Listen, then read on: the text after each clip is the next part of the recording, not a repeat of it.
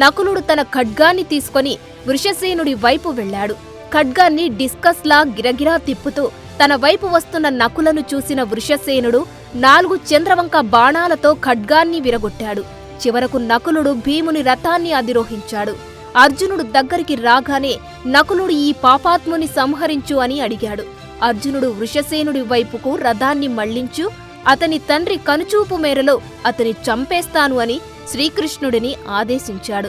వృషసేనుడు అర్జునుడి బాహువును 10 బాణాలతో, కృష్ణుడిని 10 బాణాలతో పొడిచాడు.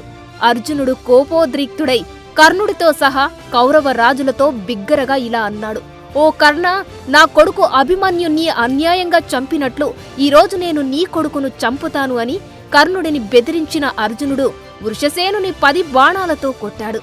వృషసేనుడికి అర్జునుడికి మధ్య జరిగిన భీకర యుద్ధంలో వృషసేనుడు మరణిస్తాడు.